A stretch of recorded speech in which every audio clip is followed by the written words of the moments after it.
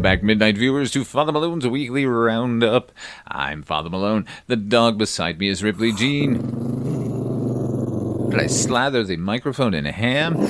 I know, you're our bride to none, you little punk princess. How have you been, everybody? I'm alright. None of us are feeling too awesome lately, but I'm not here to cry to you. I'm here to talk turkey. I hate turkey. From day one, no one appreciated the annual holiday of Thanksgiving more than myself, because at the end, I didn't have to fuck with turkey for a solid year. Let's talk cinema of late. We're going to get right into it. I was bound and determined this past week to get one of these roundups out to you. In fact, I pep-talked myself into it. Surely one of these entertainments will strike your fancy, pull you up and shake you around? Oh, no. It wasn't for lack of trying, though. But it was going to be another situation of doing a half hour talking about something that I found not that great, and I would just be killing time by beating up on it. So here is what I'll say about what I did watch. I love Karl Urban. He makes a fucking terrific pirate, and most of the cast of The Bluff make terrific fucking pirates, and the stuff at sea is magnificent. The rest of it is John Wick in the 19th century Cayman Islands with hand grenades. There are hand grenades, which, as anachronistic and dumb as that might be, makes more sense than Priyanka Chopra Jonas as an action star. She can do the bloody choreography and looks good doing it, but I do not believe she is or ever was a pirate. How can this be the grown version of the little punker pirate with a mohawk and the steely look that we keep getting in these brief flashbacks? That character, at that point in their life, might have been an interesting watch. But this story, oof, reminded me of the movie Wonderland. Have you ever seen Wonderland with Val Kilmer as John Holmes? John Holmes is, of course, the well-endowed porn star that served as the basis for Dirk Diggler in Boogie Nights. Wonderland starts with titles telling us that John Holmes was the king of porn, and he starred in over 1,000 adult films, and he slept with over 14,000 women. And then this is the story that happens after that. What? What are you talking about? No! I wanted to see that movie. Which, that story is Boogie Nights, but like I said, if you're a fan of Boogie Nights, and you have not seen the documentary Exhausted, do yourself a favor, because clearly P.T. Anderson watched that documentary a lot before he sat down to write Boogie Nights. One last digression. Is it odd that the film Boogie Nights doesn't feature the song Boogie Nights? Am I the only one that bothered? Maybe so. Anyway, I couldn't stand The Bluff. People might have a good time with it, but I was bored 20 minutes in, and then it did not improve. And actually, Karl Urban, as much as I love him, seems to drift in and out of his quasi-Irish accent, and I don't know, man. Anyway, surely a remake of one of my favorite Japanese horror flicks of all time will cheer me up, right? Yeah, sure. The Dreadful, starring Sophie Turner and fellow Game of Thrones star Kit Harington, is a remake of Onibaba, which is one of the most atmospheric, slow-burn thrillers you will ever see. A film that, in addition to all of that, manages to be a crazy feminist statement in, 1960 Japan. It's the tale of an elderly woman and her daughter-in-law. Her son has gone off and died in battle. They keep themselves alive by robbing returning soldiers of their arms and armor and selling them, and how their dynamic changes dramatically once a new element, a young, able-bodied soldier, becomes introduced into their lives. The Dreadful swaps the locale for the English coast, and they should have stopped right there and said, you know what, instead of remaking Onibaba, let's just go back and watch Onibaba, as you all should. So you see, given how much I hated the possible reviews, and believe me, I could have gone deep on both of those films, the only option was no new Roundup. Enter a frequent co-host, and I gotta say, one of my better friends. Best is a bit final, you know? But anyway, Mike White of the Projection Booth allowed me to drop an episode of his show that I guested on in the place of the Roundup this week. Oh, a word on Monsieur Blanc. Now stop me if I've told this one before, but it's worth repeating. Back in '93, I was working as a projectionist. I was showing Reservoir Dogs. Met all of the Reservoir Dogs. Met Lawrence Bender and Tarantino. And basically all of the independent film scene came to this theater at one point or another. And I loved Reservoir Dogs. Loved Reservoir Dogs.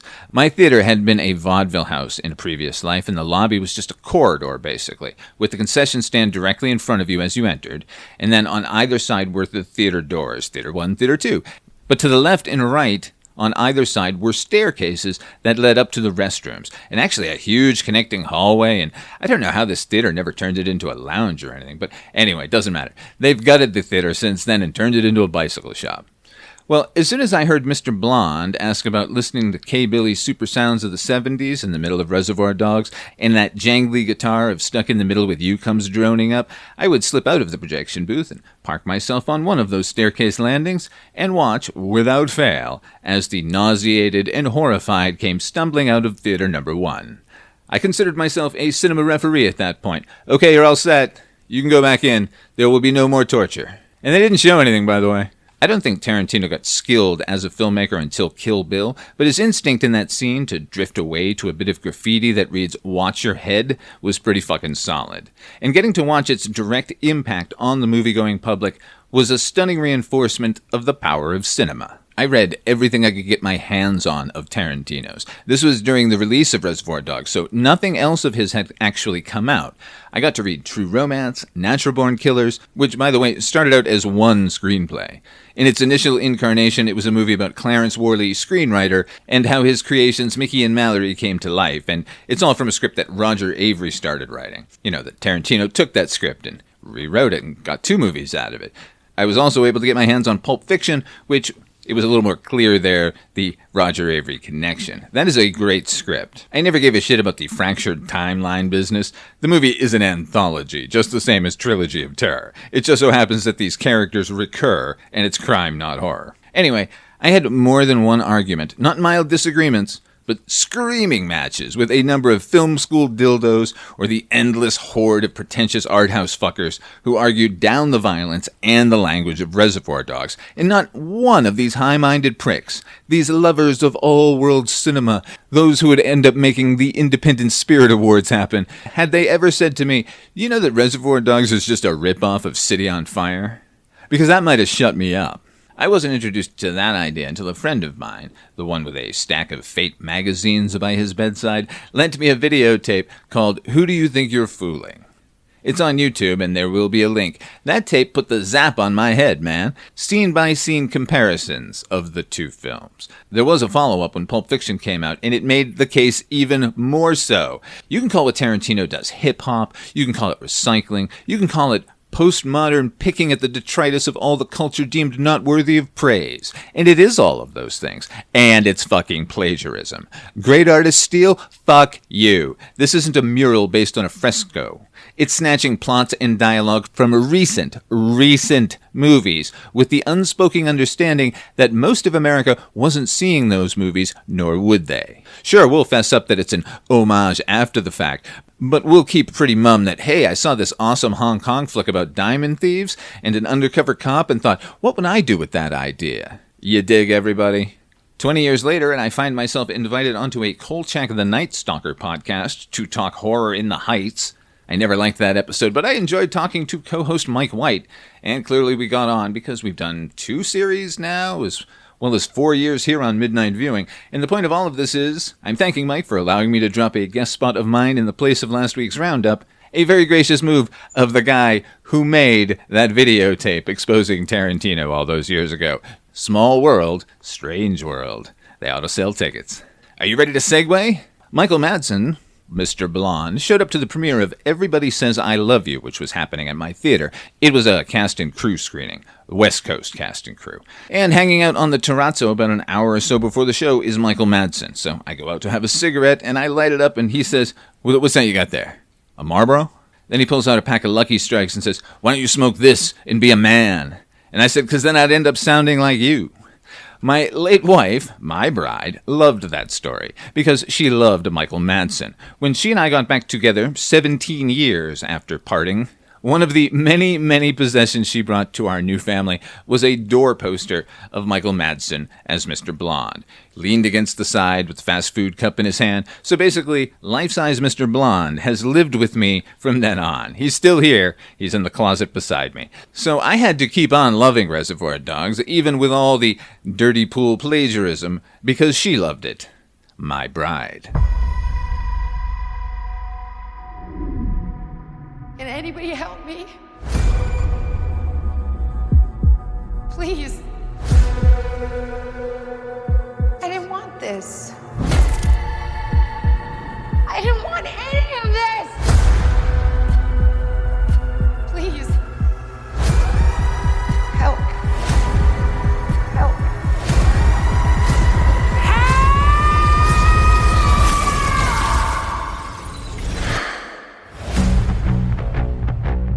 What happened?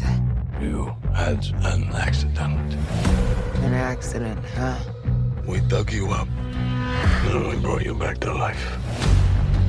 Get on stage, and I call her by her first name. What did you want with a dead girl? I'm the same, born from the dead. I am a monster. Yeah, so am I.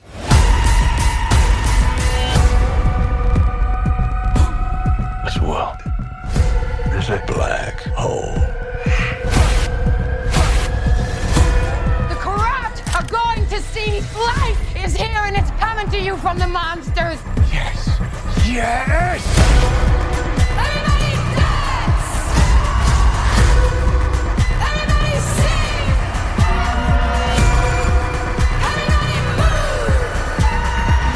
Please don't hurt me, please. I'm sorry. What are you sorry for? Did you do something wrong? Something you thought you might get away with?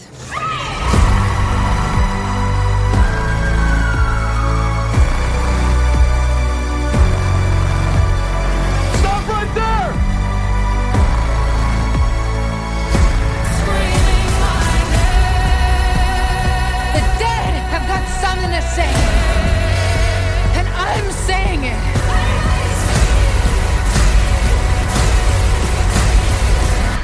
The Bride of Frankenstein. No, just the bride.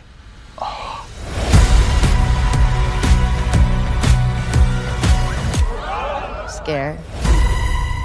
Oh, we're talking about The Bride, starring Jennifer Beals. Remember that version? With Clancy Brown as the monster? That was my favorite portrayal of the creature as a character. There he was named Victor, and his creator was Charles Frankenstein, for no good goddamned reason, who was played by brimstone and treacle-looking Sting.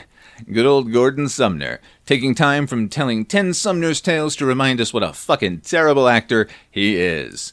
I liked that version of The Bride's tale. You can't hold a candle to the one we're talking about today, though. You know, everything I watch or listen to or read, any bit of culture I'm consuming, I'm perfectly happy to be entertained by. If it happens to challenge me, well, I can derive equal, if not a bit greater pleasure. But poetry, actual bolt of lightning, clarity of vision for a brief moment, a eureka, there is more to the universe than we could scarcely imagine moments, are really what I'm looking for, and those are rare. I'll settle for moments of reverie.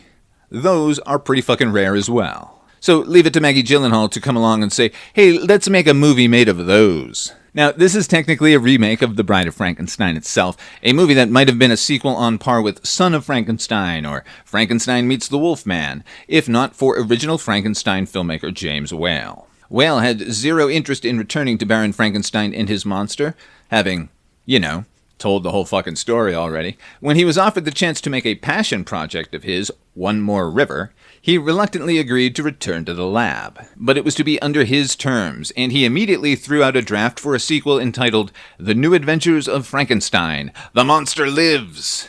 Another whole script was drafted by the studio to no one's satisfaction, and finally Whale himself hired John Balderston, and then playwright William Hurlbut, who took off from the original novel's idea of Frankenstein making a mate for the creature and spun it into a wholly new bit of fiction. In the book, Frankenstein creates the creature's bride, but destroys her before she's reanimated. Fun fact, Elsa Lanchester, who played the bride, was a redhead. And so is the bride. The pictures of the actual wig are available online in living color. We've all been laboring under the notion that it was a white-striped brunette. Lies. Also, if you want to see Miss Lanchester late in life, you can check her out in an episode of Night Gallery, a segment called Green Fingers, which you can hear us talk about here on Midnight Viewing. She is unhinged in it. And if you can't get enough Lanchester, then you should check out one of her 3 albums. I have Elsa Lanchester Sings Bawdy Cockney Songs on LP. No wonder I can hardly wait for dark to come along. At every aperture a boy is found, And as I serenade them, there's just one thing that's wrong. There aren't enough peepholes to go around. If you peek in my... as you are passing by, you'll see a sight. Most fastidious eye. If you peek in my gazebo, you'll no longer be a free beau. If you think that you will be, oh, why not try? Eh? Little known fact about her, she was a vaudeville performer who'd sing dirty songs on stage. Those albums are basically her act. But that is the past. Since then, we've gotten the bride hundreds of times, in cartoons, in comics, and films. I've always been a big fan of Magenta's transformation at the end of Rocky Horror. Today, we're discussing the bride! Though I have a sneaking suspicion from an early line of dialogue that the actual title might have been The Motherfucking Bride. It's 1936 here, but it might as well be 1911. I imagine Tim Burton's Gotham City can be found at the end of one of this film's highways. Speaking of Tim Burton, I'm not hearing anyone mention his name in relation to this film, and I'd argue that he's as big an influence as anyone. Not necessarily the black and white aesthetic, but the outsider as misunderstood monster. The bride could easily have a Scissorhands in her bloodline. And while this movie is all about her, it resembles her husband more so, in that it's a film stitched together from other films and genres in media and politics. Gender, sexual, and otherwise. It's a patchwork pastiche, and it's pretty fucking audacious overall. There are bits of modern swagger, and an especially large swath of the film inspired by 70s experimental filmmakers like Laura Mulvey or Sally Potter, and a knowing avant-garde influence of someone like Derek Jarman. This bride wouldn't be out of place hanging out with the punker legions in his film Jubilee. All the while, the film delivers a lovers-on-the-run story that most obviously resembles Bonnie and Clyde, with their exploits being widely devoured and imitated by like-minded folk. There's also some Rogers and Astaire, some Nick and Nora Charles. Hell, there's even a bit of a primer on the difference between Hawthorne and Melville. And like The Bride of Frankenstein, it begins with Mary Shelley herself. In the original, it was Elsa Lanchester in an imagined scene between her and Byron and her husband. Here, it starred Jessie Buckley, great in both roles. She's having a moment, what with this and the Academy Award nomination for Hamnet.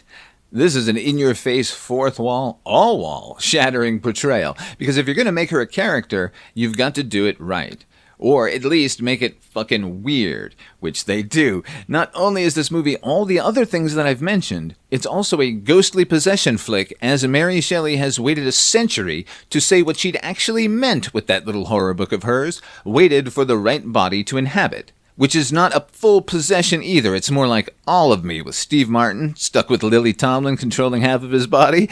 If Steve Martin's primary personality was that of an amnesiac woman, and Lily Tomlin was represented like a case of witty Tourette syndrome. Mary Shelley here is constantly bursting past the bride's personality to shout truth to the void. Now, the original Bride of Frankenstein introduced us to Dr. Pretorius, the even madder mad scientist who spurs the creation of the bride in the first place. That character is found nowhere in the Frankenstein book, but he's given remade new life here as Dr. Euphronius.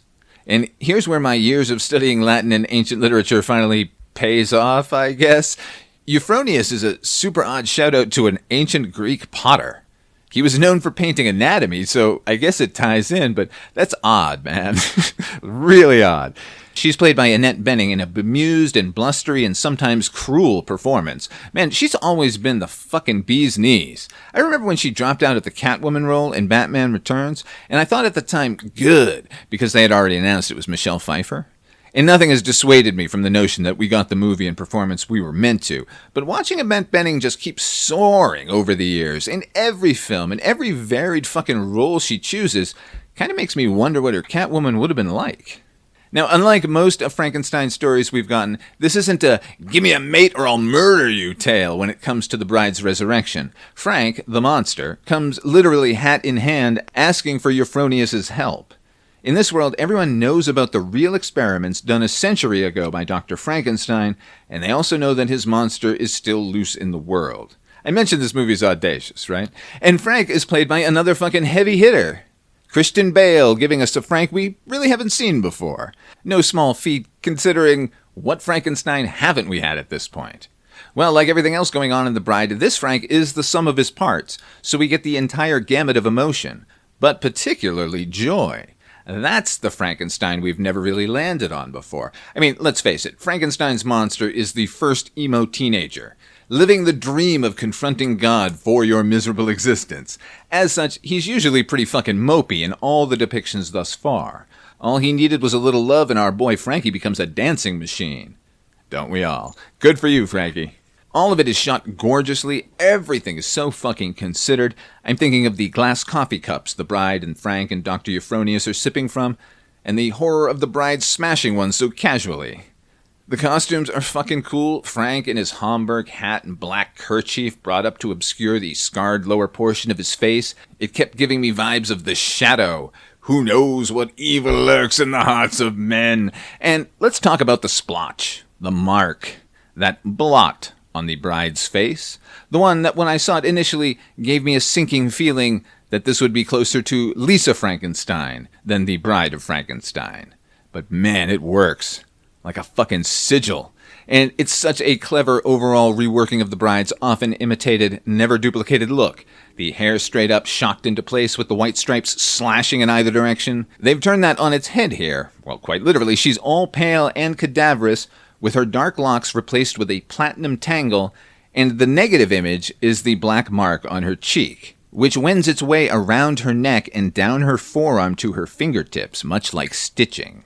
The mark itself is expelled formula used to bring her back from the dead. She coughs it up and it stains everything it touches. The movie starts in Chicago, where together the bride, she doesn't know her true name, and Frank start hitting the town, and until the town starts hitting back, and then it's skull-crushing and let's lamb it to the Big Apple time. And as lively as the movie has been in the Windy City, it really hits its stride in New York. And I kept thinking about Maggie Gyllenhaal in The Deuce. That fucking magnificent television series about Times Square and 42nd Street and how it rose in the 70s through sex and crime. And then in the mid-80s, when all of those people's usefulness had expired, they were all discarded and pushed out so the real criminals, investment banks, and developers could take over. She was a producer on that series in addition to starring, and I kept getting echoes of the show as the bride and Frankie drop into the famed movie houses of Times Square. Gyllenhaal wouldn't get in the director's chair herself until just a few years ago in 2022 with The Lost Daughter, which happened to also star the bride herself, Jessie Buckley. In addition to directing The Bride, Gyllenhaal wrote this script, and not only is it crazy to me that the movie got made, but it's in theaters right now, with an $80 million price tag.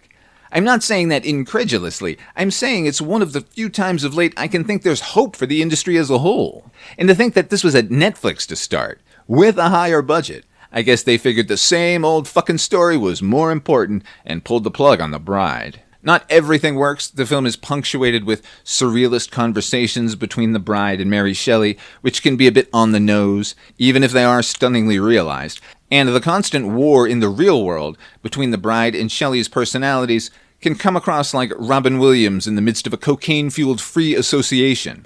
Having Alexander Haig negotiate the piece is like having Charles Manson as a male nurse. You're gonna be fine! Jumpstart him again! Wham! Wham! Mr. Bojangles! It doesn't hurt? Oh, it's not bad. Oh, bite, bleed, burn, chafe, cramp, fester, pinch, pound. Incredible. And I'm not sure we needed to spend as much, or really any of the time we do, with their pursuers, a detective duo played by Peter Sarsgaard and Penelope Cruz. What weight does a manhunt have if our leads, in the middle of being chased by trigger-happy police, can enter a high society party and start serving drinks and blend in, and then the scene eventually turns into a big musical number, a number which attempts to but doesn't quite succeed in supplanting the other use of putting on the Ritz by a Frankenstein, he of the young variety. And Gyllenhaal has a tendency to speechify and moralize a little too demonstrably, slowing the action down a few times to point out the iniquity of life for anyone deemed different or monstrous, usually after a clumsy example of the expected, such as the most dreaded, overused plot point of all time, the attempted rape. I can't give highest marks to a film that shares its lead motivation with Cameron Poe from Con Air. I keep reading comparisons to Purple Rose of Cairo or Broadway Danny Rose. Let me tell you something. Woody Allen is nowhere near this fucking movie. If it has a progenitor as far as 1930s characters obsessed with the magic of movies, then it's definitely British author-creator Dennis Potter and his entire body of work. In particular, both versions of Pennies from Heaven, where a desperate hero spends a goodly portion of his life imagining himself in grand movie musicals. Here, in Frank's case, his obsession is Robbie Reed, a Fred Astaire proxy played by Jake Gyllenhaal at his smarmy best. I mentioned Bonnie and Clyde because everyone is going to mention Bonnie and Clyde. Hell, there's a character after them named Clyde. But I'd say this movie overall bears a much more striking resemblance to my favorite example of the Lovers on the Run genre. That's 1950s Gun Crazy. That's the one with Peggy Cummins and John Dahl, not Drew Barrymore and James LeGros. This film shares that one's immediacy and sensuality and general sense of danger. I'm going to watch The Bride again soon as I'm able. Like I've said, it has problems, but the problems are overreaching, of striding a little too far out into the deep end and having to be pulled back to shore. But I'll fucking take that any day over the same formulas they keep spitting out at us. At least this film is trying to get you to feel something new. And I'd say in the world of classy, thoughtful, elevated retellings of the classic monsters, so far the ladies are kicking ass. Invisible Man and now The Bride. They stand head and fucking shoulders over Nosferatu and The Wolfman and that fucking mummy flick. Yeesh. You know, I feel so much better having seen this. Long live The Bride! How about a sequel now? Husband of Frankenstein. And all the right-wingers lose their minds. That is going to do it for the weekly roundup this week. Thanks for your patience, everybody. Obviously, I've switched things up here. You're supposed to be listening to a Star Trek episode right now, but that's going to be out on Friday. So tune in on Friday. You know what we're doing. It's going to be Star Trek Fest. And then the week after, or just a couple days after, is going to be Hammer House of Horrors. So, or is it vice versa? I don't know. Everything's available on the Patreon right now. Thanks, everybody. I'll talk to you next week.